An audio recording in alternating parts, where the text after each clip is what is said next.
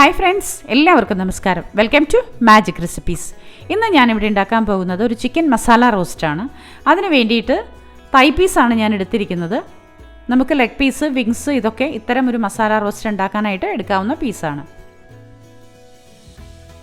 എല്ലാം നന്നായി വൃത്തിയായി കഴുകി എടുത്ത് വെച്ചിരിക്കുന്നു. ഒരു 50 ഗ്രാമോളം ഉള്ളി, ചെറുള്ളിയാണ് ഇതിന് വേണ്ടത്. ഇഞ്ചി, വെളുത്തുള്ളി ഒരു 10 അല്ലിയോളം എടുക്കാം. ഇഞ്ചി ഒരു വലിയ കഷ്ണം. പെരുംജീരകപ്പൊടി ഒരു 1/4 ടീസ്പൂൺ.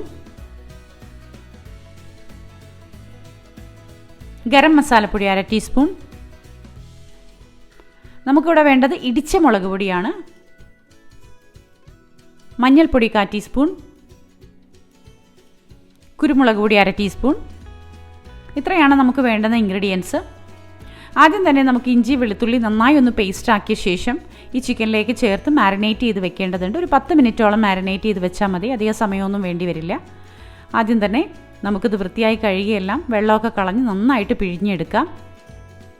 അതിനുശേഷം നമുക്ക് ഇഞ്ചി, വെളുത്തുള്ളി പേസ്റ്റ് ഇതിലേക്ക് ചേർത്ത് കൊടുക്കണം. ഒരു 3 ടീസ്പൂണോളം ഇഞ്ചി, വെളുത്തുള്ളി പേസ്റ്റ് നമുക്ക് ചേർത്ത് കൊടുക്കാം. മഞ്ഞൾപ്പൊടി 1/4 ടീസ്പൂൺ.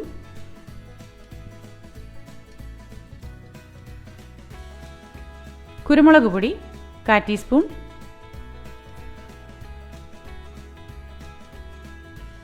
ഗരം മസാലപ്പൊടി ചേർത്ത് കൊടുക്കാം. ഉപ്പ് പാകത്തിന്. ഇതെല്ലാം ചേർത്ത് നമുക്ക് നന്നായിട്ട് മിക്സ് ചെയ്തെടുക്കാം. നല്ലപോലെ മിക്സ് ചെയ്തു. ഇനി അതൊരു 10 മിനിറ്റ് നമുക്ക് മാരിനേറ്റ് ചെയ്യാൻ വയ്ക്കാം. ഒരു 10 മിനിറ്റിന് ശേഷം നമുക്കൊരു തവ വയ്ക്കാം. അതിലേക്ക് 1 ടീസ്പൂണോളം വെളിച്ചെണ്ണ ഇട്ട് കൊടുക്കാം.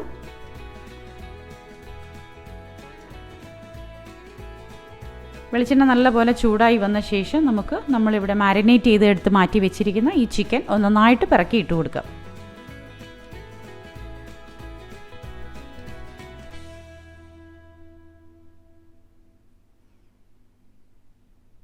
എല്ലാം നമ്മൾ പിറക്കിയിട്ട് കൊടുത്തു. മാരിനേറ്റ് ചെയ്ത് വെച്ചിരുന്ന മസാലയും കൂടി അതിലേക്ക് ഇട്ട് കൊടുക്കാം. വെള്ളം ചേർക്കുന്നില്ല. നമ്മളിവിടെ ഈ മസാലയിൽ തന്നെ ചെറിയ തീയിലാണ് ഇത് വെന്ത് വരേണ്ടത്. ഒട്ടും വെള്ളം ചേർക്കുന്നില്ല. വളരെ ഡ്രൈ ആയൊരു മസാല ആണിത്. അപ്പോൾ അതുകൊണ്ട് തന്നെ നമുക്ക് ഒട്ടും വെള്ളം ചേർക്കാതെ വേണം ഇത് വേവിച്ച് എടുക്കാനായിട്ട്. ചെറിയ തീയിലിട്ട് ഒരു 10-15 മിനിറ്റോളം നമുക്ക് ഒരു സൈഡ് വേവിച്ചിട്ട് അടുത്ത സൈഡ് മറിച്ചിട്ട് കൊടുക്കാം. 2 ഭാഗവും ഇതുപോലെ തിരിച്ചു മറിച്ചു വിട്ട് ചെറു തീയിൽ വേവിക്കാം. ഒരു 10-20 മിനിറ്റ് എങ്ങനെയും എടുക്കും ഇത് വെന്ത് വരാനായിട്ട്. ഒന്ന് അടച്ച് വയ്ക്കാം. ആവിയിൽ ഒന്ന് വെന്ത് വരട്ടെ. ഒരു 20 മിനിറ്റിന് ശേഷം തുറന്ന് നോക്കി കണ്ടോ, ഇപ്പോൾ ഏകദേശം നല്ലപോലെ വെന്ത് വന്നിട്ടുണ്ട്. ഉടഞ്ഞു പോകുന്ന രീതിയിൽ വേവിക്കരുത്. കുറച്ച് വേവ് ബാക്കി നിർത്തണം. ഇനി നമുക്ക് മസാല തയ്യാറാക്കാം. അതിനുവേണ്ടി മറ്റൊരു കടായി എടുക്കാം. അതിലേക്ക് വെളിച്ചെണ്ണ ഇട്ട് കൊടുക്കാം.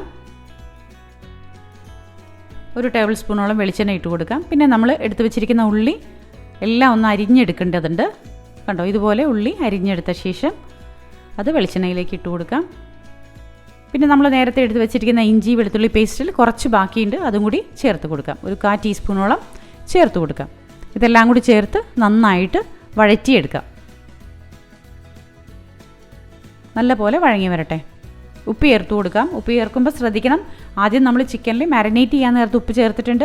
ഇതിപ്പോൾ ജസ്റ്റ് ഈ ഉള്ളി ഒന്ന് വഴങ്ങി വരാൻ വേണ്ടി മാത്രമുള്ള ഉപ്പ് ചേർത്താൽ മതി. ഉള്ളി നന്നായി വഴങ്ങി കിട്ടിയിട്ടുണ്ട്. ഇനി നമുക്ക് വേവിച്ചെടുത്ത് വെച്ചിരിക്കുന്ന ഈ ചിക്കൻ നന്നായിട്ട് പിറക്കിയിട്ട് കൊടുക്കാം. അതിൻ്റെ മസാലയും ചേർത്ത് ഇട്ട് കൊടുക്കാം. ഒട്ടും വെള്ളം ചേരാതെയാണ് നമ്മളിത് വേവിച്ചെടുത്തിരിക്കുന്നത്. എല്ലാം കൂടി ചേർത്ത് നന്നായി മിക്സ് ചെയ്യാം. ഫ്ലെയിം ഒന്ന് കുറച്ച് വെച്ച് കൊടുക്കണേ. ഇനി നമുക്കിതിലേക്ക് 1 ടേബിൾ സ്പൂണോളം ഇടിച്ച മുളക് ഇട്ട് കൊടുക്കണം. Crushed chilli. അതിനുശേഷം മിക്സ് ചെയ്യാം.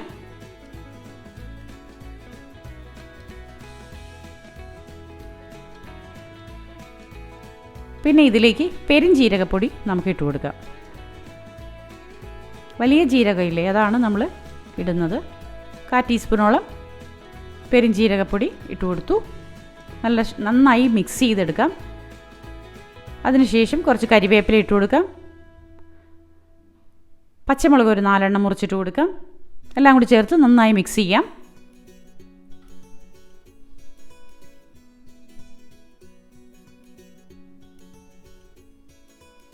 കണ്ടോ, ഒട്ടും കരിഞ്ഞു പിടിക്കാതെ നമുക്ക് കിട്ടുന്നുണ്ട്.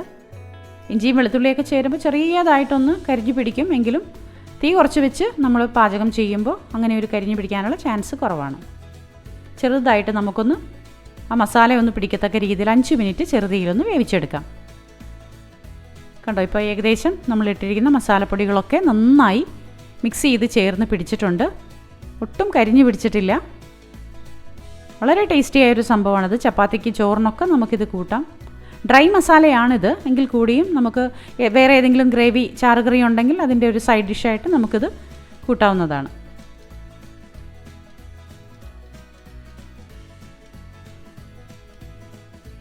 ഒന്നൊന്നായിട്ട് നമുക്ക് തിരിച്ചും മറിച്ചൊക്കെ ഇട്ട് കൊടുക്കാം. ഇനി ഇതിലേക്ക് 2 പിഞ്ച് കുരുമുളക് പൊടിയും കൂടി നമുക്ക് ചേർത്ത് കൊടുക്കേണ്ടതുണ്ട്.